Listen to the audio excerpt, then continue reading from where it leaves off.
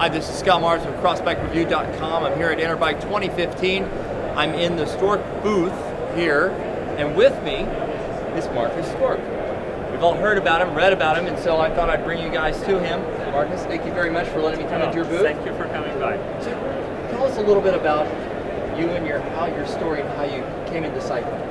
Basically, I was born into the bike industry. My grandfather was a professional racer. My father was racing as well. He founded a bicycle shop in 1969, and I started to ride my first road bike when I was 6 years old, which was 1970. I raced till I was 13 years old. Then they found out I have only one kidney, so I had to stop racing. And basically, I started to develop my first frames. In the beginning, I worked with steel, then my way through titanium. I worked 8 years with Gary Klein on aluminium bikes, and we're producing carbon fiber products since 1993. We manufactured the first carbon fiber frame cars in the world. Yeah, that's amazing. And what you have here is your cyclocross bike. So tell us a little bit about it. It's beautiful. We had the idea in the team, besides doing road and mountain bikes, to make a cross bike.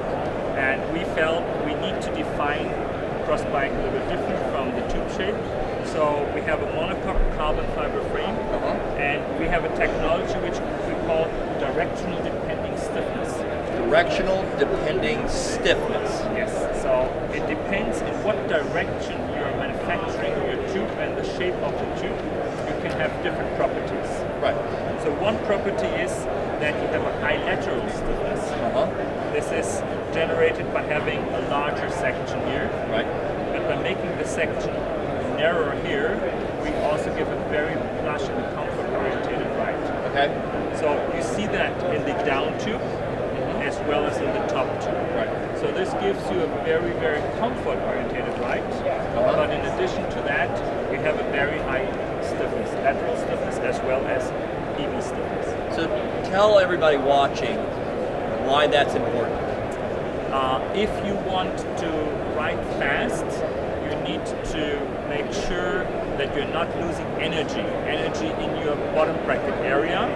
And if you want to ride secure, you need a bike which steers exactly at the point where you want the bike to point. So that means you need to have a high lateral stiffness at the head tube section. At the same time, if you're riding on a cross bike or also on the road on a mountain bike, you need to make sure that anything which is on the ground is as most comfortable for you on the saddle and on the handlebar and as well as in the pedals. So we generated a bike which really rides different. Tour Magazine has tested this bike with all the market leaders in the cross bikes, and they said, Marcus, this is a real arrogant statement from you, because TIX stands for this is cross. So it was a statement from us, but we felt we have generated a new cross bike generation, and they tested it, and the bike was, from the first time they tested it, the test winner in Tour Magazine, which was really, for us, a wonderful thing. The frame is light, it rides super good, it has the stiffness plus the splash feeling, and we constructed a new fork.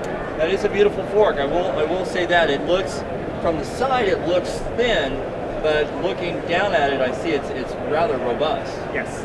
If you look closer to it, you see we have huge tire clearance here, plus we have this wider cross sections in this, which is generating the stiffness, and it gets narrower at the lower section so that it really could flex.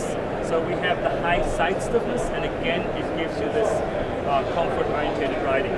We also, in the very beginning, wanted to have not only disc brakes on the bike, in addition we wanted true axle. So you beat everybody to the through axle thing.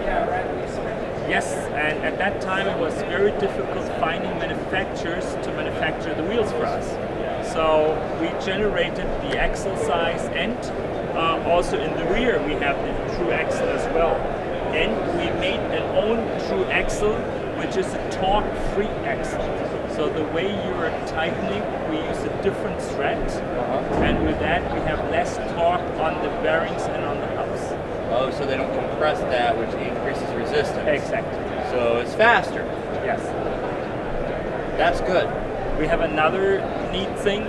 We have a little compartment here in the axle and you're pulling out a T25 Torx tool, and it works for your stem and for the other screws on your bike. And you can open your axles with it. One to roll them all. Yeah, I can get it. Somehow this one is gone. I can get it in a second in charge. Well, I believe you. It's all very exciting. I can hardly wait to throw my leg over one. And what about the rear end? I'm looking down at this thing and I notice that there is a generous amount of clearance back there from the seat stays. We wanted to have a fairly good tire clearance and again a very comfort orientated ride. So when you look here, these stays are flat and they have a wider cross section here. So with a wider cross section you generate a bike which has a high stiffness in the chain stays, and in the same way it's very compliant in this direction. And vertical. So it gives you a more comfort orientated ride. We do the same thing with our handlebar and our stem. We call this directional depending stiffness. So you apply that you apply the same technology to the handlebar and the stem. Now, how's that going to benefit our people watching right now? I give you an idea. If we turn the bike around and I hold the stem up in this direction, I push it down in that direction. You see? Yep. It gives some weight. If I now press this down and I pull this up, it's stiff. Try it out. So I can flex that. Oh, and I can't flex it that way. I can't. That is directional depending stiffness. Now imagine we do the same in the post, and in the post we even have done it to another point, another extension you could say. Some of the manufacturers use a 27.2 post, and as further you pull it out, as more flex you get on it. But it means if you're a taller guy and you just use your post further out, you get more comfort, maybe too much comfort. Right. And the smaller person doesn't get the comfort. Doesn't get any. Get any. So here we use the directional depending stiffness, and just have a look. It's a 31.6 post, and just look at this little section here. Wow. I can see that. I can see that deflect. It is 31.6, but it doesn't have it in this direction and nor in this direction. So I'm going to turn it this way so my cameraman can actually see that, so he can get a shot at this. Yeah, that's pretty cool. Yes. I'm also getting some vertical compliance in the rear end too, so it kind of works in tandem. It works together. So how much does this frame weigh? The frame weight is below 1,000 grams in this size.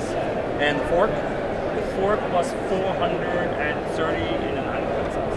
Oh, nice. And how much is a frame set gonna cost? I don't have the US dollar prices anymore. How many euros? How many euros? The euro price is 1,700 euro. 1,700 euro. But we have now 3 different versions because we had so much success last year with it when we presented it the first time. We now have a comp version which is a little bit lower in the price range, and we have a platinum bike which is even lighter in the frame weight. Wow. Is there a rider weight limit on those? On none of our products. None. None of the Storck specific price we have a weight limit. None. So a Clydesdale. Do you know what a Clydesdale is? Yes. It's a rider that's over 200 pounds. No problem. You have rather problems with the wheels. Bigger problem with the wheels. Okay. All right. Great. Well, this is really awesome. Marcus, thank you very much for letting us come in here. Thank you. Thanks a lot. This is Scott with CrossBikeReview.com. I'm live at Interbike 2015. We'll see you later. Come by, read the reviews, see the videos. See you later.